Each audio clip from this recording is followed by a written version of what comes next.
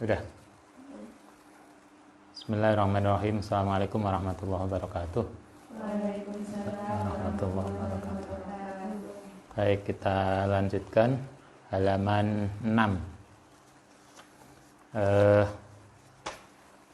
Halaman 6. Kelihatan toh? Kemarin udah disampaikan tentang pengertian taubat, definisi taubat, kemudian tahapan taubat, kemudian manfaat taubat. Nah, sekarang kita akan lanjutkan tentang posisi taubat di antara makom yang lain. Babada'a dan memulai sapa Syekh Ali Al-Khawas, gurunya Abdul Wahab Asy'arani, bitaubati kelawan taubat, li'annaha kron sak temene taubat itu asasun, jadi dasar, likuli makomin, untuk setiap makom, yataroko, yang naik bilahi maring makom sapa al abdu hamba hatta yamuta hingga mati. Jadi taubat itu adalah dasar dari makom yang lain. Pernah kuliah tasawuf? Nah, masih ingat makomat? Orang yang ingin dekat pada Allah, orang yang ingin mendekatkan diri pada Allah, itu harus melalui tahapan-tahapan. Tahapan-tahapan itu namanya makomat, makom. Di antara makom-makom itu, taubat adalah pondasinya, tahapan paling awal, menjadi dasar. Jadi kalau ingin naik ke makom yang lebih tinggi, maka dia harus dimulai dari makom taubat dulu. Taubat itu pondasinya. Karena itu di sini, kenapa taubat dibahas di pertama? Karena taubat adalah asasun likuli makomin. Dia menjadi dasar bagi makom-makom setelahnya. Fakama anaman, seperti seseorang la ardo, yang tidak punya tanah, lau kediman, la bina'a, maka tidak ada bangunan, lau kediman. Taubat itu kayak tanah, tempat di mana kita membangun. Kalau orang tidak punya taubat yang baik, tidak melakukan taubat yang baik, itu diumpamakan seperti orang nggak punya lahan. Orang yang nggak punya lahan, dia dipastikan tidak akan bisa membangun. Wakadzalika, karena itu seseorang la taubata yang tidak punya taubat lau kediman fala halah, mongko tidak ada hal, lau kediman wala makomun, lan tidak ada makom. Ada makom, ada hal, ada makomat, ada ahwal. Masih ingat kuliah tasawuf? Kalau lali yo ancene. Wa min kalamihim, lan dari statementnya para ulama, man sapane wong ahkama, yang bener apa makomu taubatihi, makom taubati man hafidahu, mongko akal menjaga hu ing man sapa Allah min sairi sawaibi, saking segala sesuatu yang tidak baik, sawaib allati fil amali, yang ada di dalam amal. Kata ulama, siapa, karena ini fungsinya taubat, orang yang taubatnya benar, maka dia akan terjaga amalnya. Kalau kita ingin amal kita terjaga, amal kita baik dan terjaga, maka hal pertama yang harus kita lakukan adalah mengkaji, memperbaiki taubatnya. Taubatnya benar, bro. Seperti yang kemarin, tahapan-tahapannya benar, bro. Sampai khilaful aula, sampai macam-macam itu. Faya utai tobat itu nadhiru makomi zuhdi, sebanding dengan makom zuhud fidunya yang dalam dunia. Yuhfiduhu, yang menjaga sapa sahibau min sairima, saking sekabehane barang yahjubu, yang menghalangi anil haqi ta'ala, saking Allah Ta'ala. Sama seperti makom zuhud, kalau orang itu bisa zuhud dengan baik, maka dia akan menjaga seseorang dari segala sesuatu yang bisa menghalangi pada Allah Subhanahu wa taala. Wa hassa, lan mendorong alal istiqomati, ing atase istiqomah fi taubati, ing dalam taubat. Karena itu para ulama mendorong kita untuk ngelakoni taubat dengan istiqomah. Li'annahu, krana sedune kelakuan iku matakana, nalikane ana apa ana fi taubati ing dalem taubat apa wajajun bengkok. Kalau taubatnya enggak benar, apa yang terjadi? Insahaba, mongko jadi rusak apa hukmu hukume man fi kulli maqamin, dalam setiap makomat ba'dahu setelah itu. Kalau tobatnya tidak benar, maka makom-makom setelahnya tidak akan bisa baik. Makom sabar, makom fakir, makom apalagi tante? Lupa ya tante. Kan tante ada pernah kuliah filsafat dan tasawuf di Pasca. Nah, ada makom-makom setelahnya. Kalau tobatnya tidak benar, tobatnya bengkok, tidak benar, maka makom setelahnya dipastikan akan tidak benar. Fayasiru, mongko jadi apa binauhu bangunane man iku muhalhilan. Jadi goncang, mudah roboh. Sehingga kalau kita taubatnya tidak benar, maka bangunan setelahnya tidak baik. Sama dengan kita membangun rumah, kalau pondasinya nggak bagus, maka bangunan di atasnya akan mudah roboh. Kalau kita ingin dekat pada Allah, tapi taubatnya tidak benar, maka akan diragukan bahwa dia bisa baik proses ibadah selanjutnya.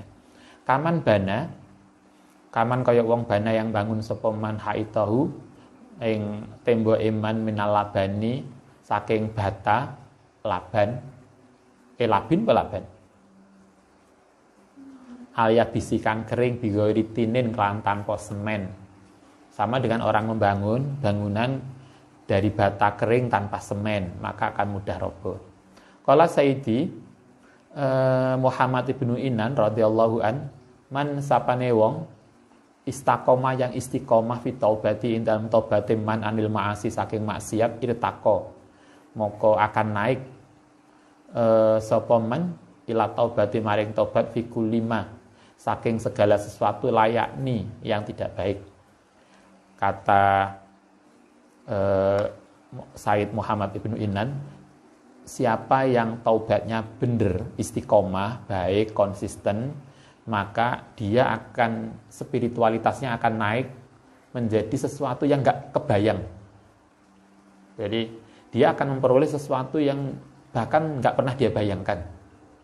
Pernah toh Anda, kita mendapatkan sesuatu yang sebetulnya yang seharapkan cuma ini, tapi Allah ngasih lebih dari itu. Bagaimana Allah sampai berkenan memberikan sesuatu yang tidak pernah kita pikirkan, tidak pernah kita bayangkan, karena kita taubatnya benar. Siapa yang ingin mendapatkan sesuatu yang nggak pernah dia bayangkan baiknya, padahal dia pengennya tuh hanya sampai S2, ternyata bisa sampai S3. Dia pengennya tuh rumahnya kecil, ya Allah saya pengen punya rumah kecil aja deh, nggak apa-apa, tapi Allah kasih dia besar. Dia pengen pakai mobil sederhana aja, tapi oleh Allah kasih kendaraan yang lebih mewah. Kenapa orang itu kemudian mendapatkan sesuatu yang nggak dia bayangkan? Kalau kita pengen begitu, istiqomah di dalam taubat kita. Wa man sapane wong lam yastakim, yang tidak istiqomah fiha ing dalam taubat, la yasammu, maka tidak akan mencium, mendapatkan minat taubati saking taubat anil fuduli, saking sesuatu yang fadilah, raihatan, sama sekali baunya aja enggak. Sebaliknya, siapa yang taubatnya tidak bisa istiqomah, maka dia sama sekali tidak akan mendapatkan lebih. Kalau bahasa kita, kalau kita pengen yang penting lulus, ya wes lulus saja, nggak akan dapat apapun. Ya Allah saya pengen setelah lebaran ini wisuda, ya wes wisuda aja, tapi kemudian tidak dapat tambahan apapun. Siapa yang nggak istiqomah taubatnya, maka dia tidak akan mendapatkan nilai lebih. Walayak diru, bahkan tidak akan mampu ala ri'ati khotirihi, yang dalam menjaga khotir, pikiran iman abadan selamanya. Bahkan dia tidak mampu menjaga perilakunya, dia juga lebih-lebih tidak bisa menjaga pikiran buruknya. bal taglibu, bahkan akan mengalahkan hal yang atase man apa khawatirul ma'asi, pemikiran maksiat, hatta fi sholatihi, sehingga ing dalam sholat man. Pernah nggak kita pas sholat mikir? Kayaknya bukan pernah ya. Nah, coba kalau ngaji kitab ini, kalau kita pas sholat masih mikir yang maksiat, itu berarti tobat kita nggak benar. Berarti kalau kita pas sholat iso mikir yang buruk, Allahu Akbar, pikirannya malah metu macam-macam, berarti istighfarnya kurang akeh. Istighfar kita berapa? Istighfar 3 kali, astagfirullahaladzim, ndonga. Nah, ini indikator, cobalah. Siapa yang taubatnya tidak benar, kalau bahasa kita taubat disederhanakan dengan istighfar. Maka siapa yang kemudian ketika sholat itu bahkan keluar pikiran-pikiran yang tidak sesuai dengan sholat, Allahu Akbar mikir lain, bahkan pas sholat mikir pikiran jahat, maka berarti istighfarnya kurang banyak dan kurang berkualitas. Aneh akeh, ono kualitas. Ustaz, saya itu sudah istighfar 100 kali. Tapi pertanyaannya, pas istighfar itu khusyuk enggak? Nggawa tasbih ini sampai tasbih hilang. Itu berarti istighfarnya kurang banyak. Kalaupun sudah banyak berarti mungkin kurang kualitas. Saya sering nyampaikan, santri itu nggawa tasbih, istighfar setiap sholat, habis sholat 100 kali. Kanjeng Nabi itu istighfarnya ping 100. Kita bukan Nabi loh. Masa saingan Nabi 100. Malah cuma 3/5, 15. Nah, Nabi kan jelas loh hadisnya, ya ayyuhan nas tubu ilallahi fa inni atubu mi'amarrah. Lakukan istighfar karena saya, kata Nabi, istighfar itu 100 kali setiap hari. Kulayau. Itu mi'amarrah kulayau. Setiap hari kan Nabi itu paling tidak sedikitnya istighfar 100. Lah kita mestinya setiap sholat, habis sholat itu istighfar. Karena itu jangan lupa bawa tasbih. Pastikan istighfar 100 kali. Dan 100 kali itu bener istighfarnya. Khusyuk bener. Bukan sekedarnya bengi wiritan tangi. Kita tasbih nanti kok gak ono. Itu artinya kembali ke sini, kalau kita masih punya pikiran-pikiran buruk, bahkan ketika sholat masih ngelamun, masih nggak bener pikirannya, itu berarti sangat mungkin salah satu hal yang paling harus kita koreksi adalah istighfar kita kurang banyak dan kurang baik. Wa ta'amal, dan berpikirlah, merenungkanlah qaulahu ta'ala, dawi Allah Ta'ala lil ma'sumil akbar, maring Kanjeng Nabi. Lihatlah, perhatikanlah Al-Quran, fastaqim kama umirta. Fastaqim mongko istiqomah sira kama umirta, seperti yang diperintahkan. Waman lan orang-orang taba yang bertaubat maka. Lakukan istiqomah di dalam taubat dan di dalam segala sesuatu yang diperintahkan. Jadi taubatnya istiqomah, ibadah istiqomah. Fa'amarahu mongko perintahu Kanjeng Nabi Allah sapa Allah Ta'ala bil istiqomati, kalahan istiqomah fit taubati. Allah Ta'ala sendiri memerintahkan istiqomah di dalam taubat. Sapa diperintahno? Kanjeng Nabi. Kanjeng Nabi aja lo diperintahno taubat istiqomah loh. Masa kita enggak? Kalau Nabi aja lo diperintahkan istighfar minimal 100 kali. Masa kita lebih sedikit? Cobalah kita introspeksi. Waman sapane wong, waman lan wong taba yang taubat, mahu sartane Nabi min jami atbaihi, dari seluruh pengikut Nabi, wa umatihi lan umat Nabi. Kala ngendika Sayyidi Ali Al-Khawas rahimahullah taala, man sapane wong istiqomah yang istiqomah fi taubatihi, ing dalam taubate man wa zahada, dan zuhud sapa man fi dunya ing dalam dunya. Ini ada statement yang luar biasa. Siapa yang taubatnya istiqomah dan berlaku zuhud, masih ingat zuhud? Zuhud itu tidak terpengaruh duniawi. Nah, siapa yang istighfarnya secara istiqomah, kemudian hatinya tidak terpengaruh duniawi, itu tidak harus miskin loh ya. Zuhud itu bukan berarti miskin. Ustaz, saya itu sebulan cuma dikasih uang saku pas-pasan. Loh kenapa? Saya kan zuhud. Enggak. Zuhud itu tidak harus miskin. Zuhud itu artinya hati kita tidak terpengaruh duniawi. Siapa yang bisa melakukan dua hal, yaitu istiqomah, istighfar secara istiqomah dan hatinya terjaga dari pengaruh duniawi, faqat intawa, mongko akan jadi bisa kumpul fihi ing dalem man apa sairul maqamati, seluruh makomat wal ahwali dan ahwal as-solihati yang baik. Kata Ali Al-Khawas, siapa yang bisa menjaga dua hal ini, istighfar, istiqomah dan istiqomah menjaga hati dari sikap zuhud, maka seluruh kebaikan, ahwal dan makomat akan diberikan dia. Masih ada hadis, masih ingat ada hadis tentang istighfar? Man lazimal istighfar ja'alallahu lahu apa? Min kulli doikin mahrojan.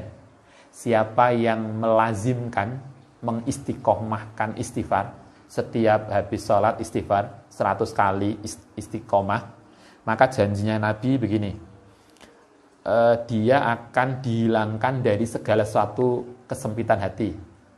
Dia tidak akan sedih, gak akan galau. Kalau Anda galau berarti istighfarnya kurang. Kan gampang. Malam minggu ini malam minggu apa malam Sabtu? Malam Sabtu. Malam Sabtu ning pojokan kamar menang. Lapo, Mbak? Lagi galau. Oh, berarti istighfarnya kurang akeh. Janjinya kan Nabi, man lazimal istighfaro ja'alallahu lahu min kulli doikin mahrojan. Siapa yang dia istiqomah istighfar, maka akan dihilangkan kegaulan hati. Wa min kulli hammin farajan. Hammin itu sedih. Doikin itu kesempitan hati. Jadi dia tidak pernah merasa sempit, tidak pernah merasa galau. Dan yang terakhir yang luar biasa adalah warazaqahu min haitsu la yahtasib. Dia akan diberikan rizki dari sesuatu yang enggak terduga. Pernah toh kita itu gaji kita pas-pasan, rezeki kita biasa, tapi begitu pas kita butuh itu ono. Kalau kita misalnya dulu kita bangun pondok itu kita hanya punya uang bangun untuk lantai 1, tapi alhamdulillah selesai sampai lantai 3 sampai lantai 4 hanya dalam waktu 10 bulan. Itu benar-benar di luar pikiran kita. Itulah artinya kita sering mendapatkan sesuatu itu. Nah, kita diajarkan Allah itu begitu pemurah. Kalau kita ingin rizki kita dijamin, hati kita tidak galau, tidak pernah sedih, biasakan istighfar. Hanya pertanyaannya, wis ping piro istighfar? Nah, kayaknya perlu diistiqomahkan. Kalau cik seneng mojok nang kamar, karo meneng brebes mili dhewean. Istighfare kurang akeh. Hadisnya jelas. Ini dawe Sayyidina Ali Al-Khawas, man istaqoma fi taubatihi wa zahada fid dunya.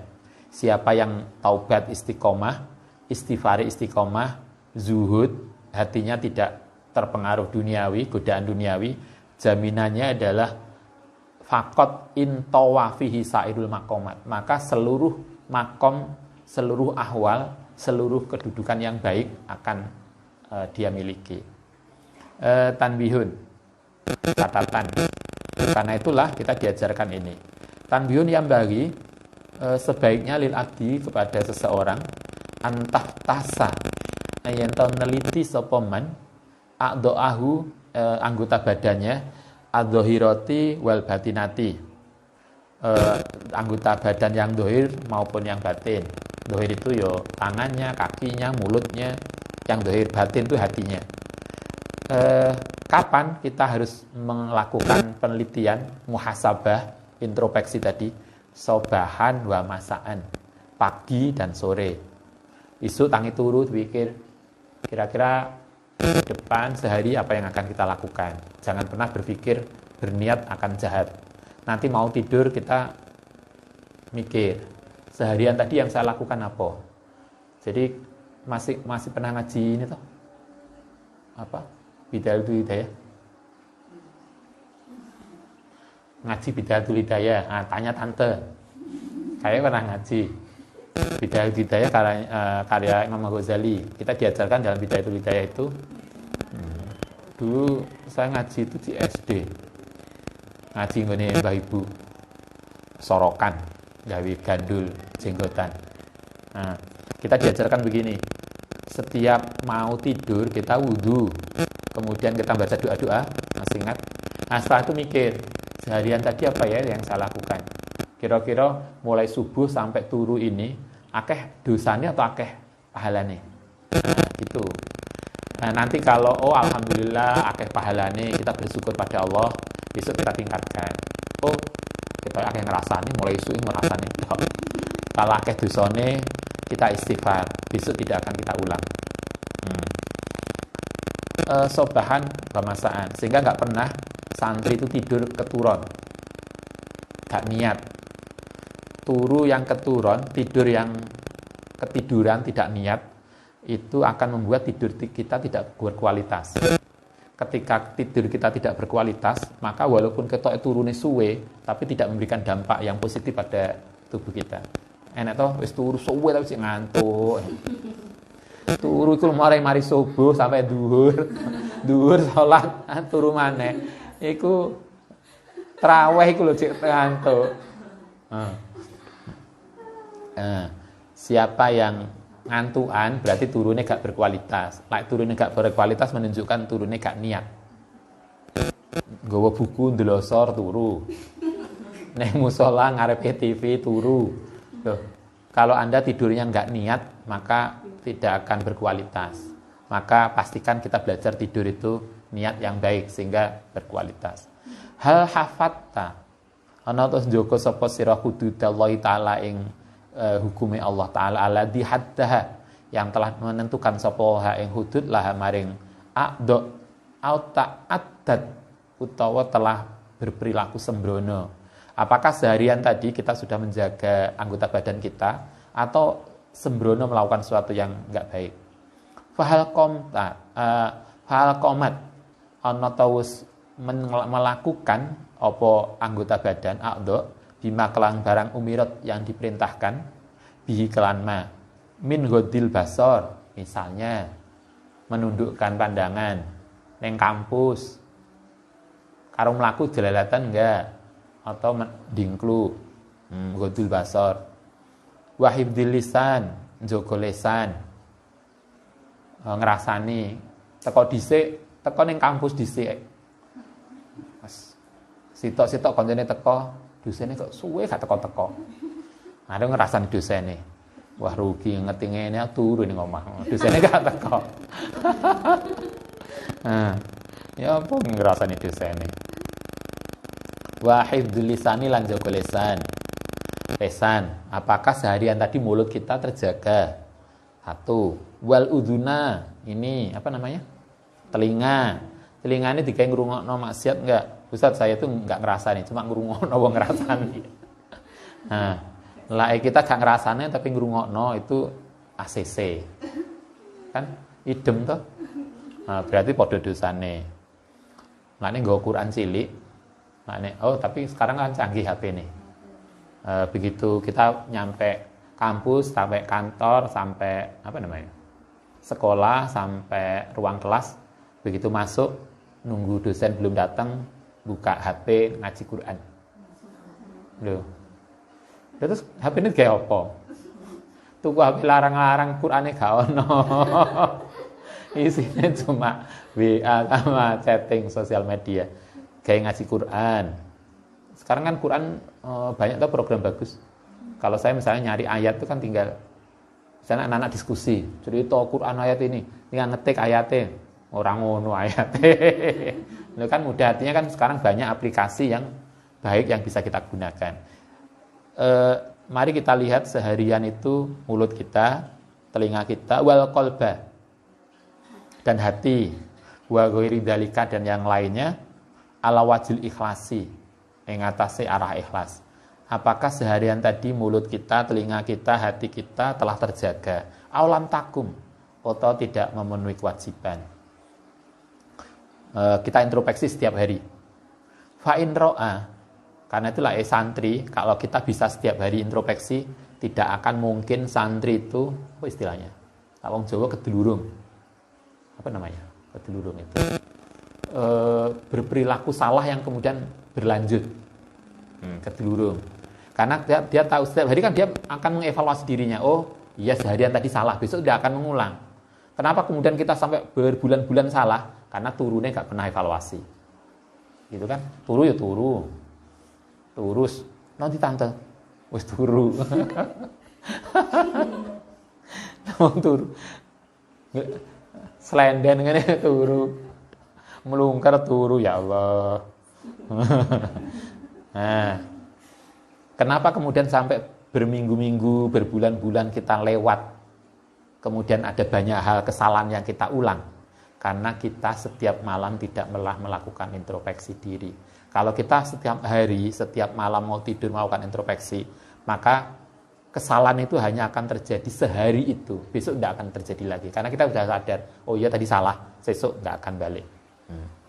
Fa'in ro'a, mongkelamun memperhatikan sepeman jarihatan ing anggota badane min jawarihi, saking anggota bani atoat, bertoat. Kalau kemudian kita mendapatkan anggota badan kita, alhamdulillah seharian tadi melakukan kebaikan, syakarallahu ta'ala, maka bersyukurlah kepada Allah ta'ala. Tetapi walam yaro, tapi jangan melihat nasahu ing awak dhewe man ahlan, orang yang ahli lidzalika maring taat. Kalau seharian kita baik, bersyukur aja, alhamdulillah seharian tadi saya dapat membuat skripsi, pirang halaman sedina? 10 halaman. Nah, alhamdulillah iso 3 halaman, syukur. Bukan wah awal-awalnya top. Sehari iso nulis 10 halaman. Jangan pernah merasa begitu. Kalau kita sukses sehari ya alhamdulillah. Besok kita lakukan lagi.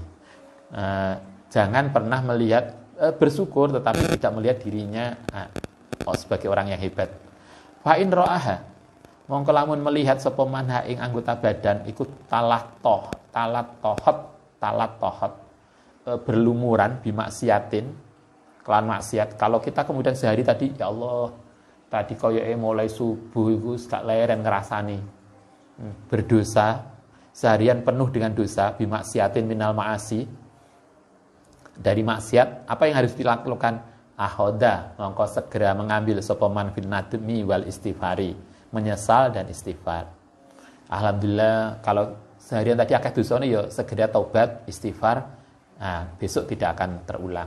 Sumayashkuru, kemudian bersyukur sapa man Allah ing Allah idza lam yakdir, krana ora idlam yang lam yakdir, krana ora menakdirkan sapa Allah ing atase man aksara yang luwih banyak mintil kal maksiati, dari perilaku maksiat tadi.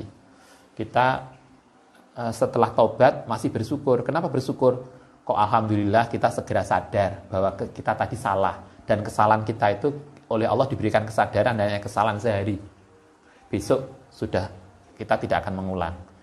Cobalah kalau kemudian sampai hari ini kita belum sadar, besok akan terulang. Belum sadar lagi, kemudian kita tahu loh, moro-moro sak semester ya, ternyata urung apa-apa.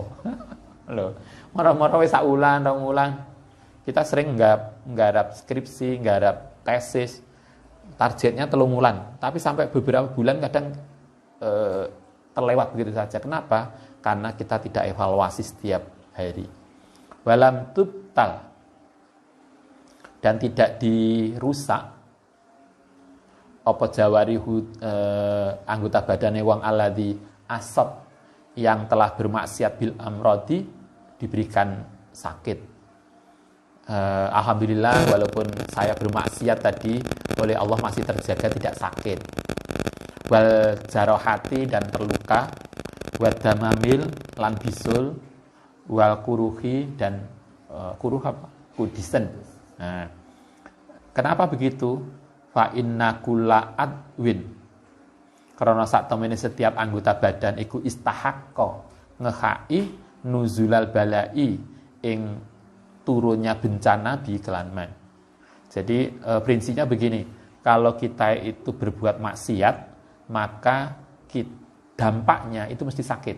Sehingga sangat sering terjadi, sehingga mungkin kita perlu apa ya? Bisa introspeksi. Lah kok aku loro? Mungkin karena ada pola makan yang enggak benar. Pola yang makan yang enggak benar itu kan berarti tidak sesuai dengan ajaran Islam. Karena kita diajarkan jangan makan berlebihan.